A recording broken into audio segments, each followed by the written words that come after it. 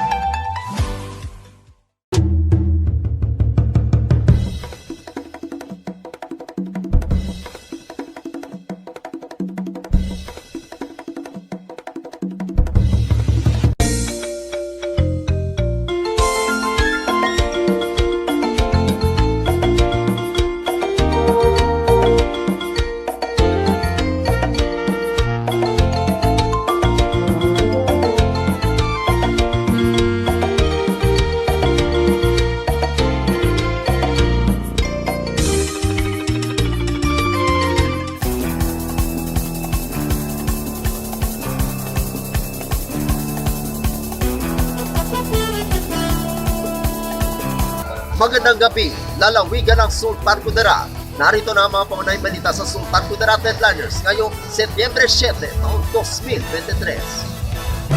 Sultan Kudarat Governor Mangudadato nakiisa sa pagdiriwang ng ika-123 Philippine Civil Service Anniversary sa lalawigan. Narito ang ulat.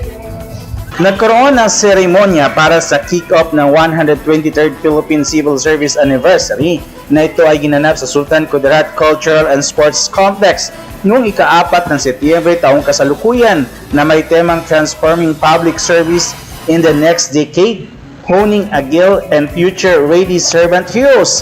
Ginaluhan ni na Sultan Kudarat Governor Dato Pax Ali S. Mangudadato, Vice Governor Radin C. Sakaluran, at ito naman ay sinuportahan ni First District Representative ng Lalawigan, Congresswoman Princess Bayrian M. Sakaluran Abdurajak.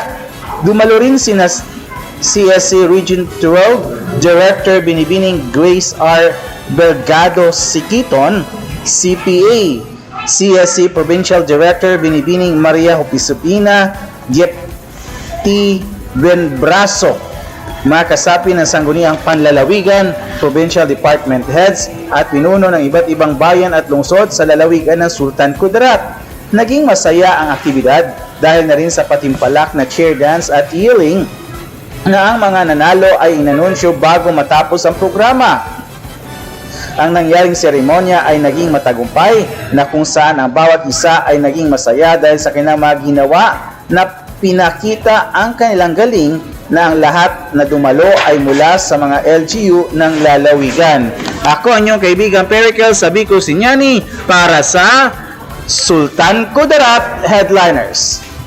Police Major General Estomo, bagong Area Police Commander ng Western Mindanao. Narito ang ula. Kinikilala ni Sultan Kudarat Governor Dato Pax Ali Mangundadato si Police Major General Jonel C. Estomo bilang bagong Area Police Commander ng Western Mindanao. Nagsilbi rin siyang Chief ng Police Regional Office of PRO 5 Bicol, National Capital Region Police Office o NCRPO at ng PNP Anti-Kidnapping Group. Sa ilalim ng kanyang pamumuno, inaasahan ni Governor Mangudadato ang mas pinaigting na koordinasyon sa pagitan ng mga sektor ng seguridad upang mapanatili ang kapayapaan at kaayusan sa Zamboanga Peninsula, Sorsogon at Bangsamoro Autonomous Region sa Muslim Mindanao. Ako ang inyong kaibigang Apolinario 30 Valencia para sa Sultan Kudarat Headliners. Para sa uling balita, paghain ng COC para sa barangay at sangguniang kabataan eleksyon sa bayan ng Liba. Nagtapos na maayos at tahimik. Labis ang pasasalamat ngayon ni Election Officer Reginald Abad. Makaraang walang aberya at naitalang gulo hanggang nagtapos ang paghahain ng Certificate of Candidacy o COC noong Sabado, 2 ng Setyembre kasalukuyang taon.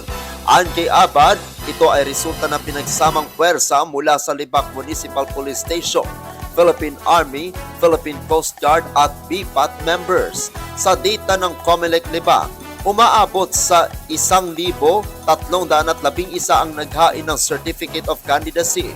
Mas mataas ang bilang ngayong taong 2023 kumpara sa nakaraang barangay sangguniang kabataan eleksyon. Sa ngayon, nagpapatuloy ang consolidation ng COMELEC Libak sa mga tatakbo bilang Barangay Chairman, Kagawad, SK Chairman at SK Kagawad. Anumang oras, handa naman ang COMELEC Libak na ipabatid sa lahat ng oras matapos ang consolidation nito.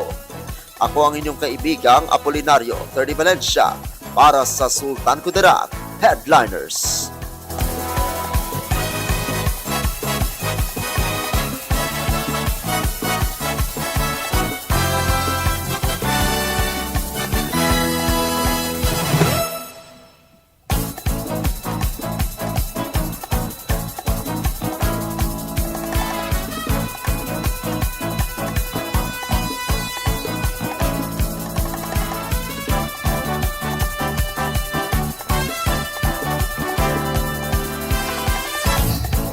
At yan ang kabuuan mga balita sa araw nito. Mga balitang kailangan ninyong malaman. Balitang walang kinakampihan. Mga balitang totoo. Mga balita may dalang aral at inspirasyon. Ito ang Sultan Kudarat Headliners. Hanggang bukas, maraming salamat at magandang araw, kaibigan.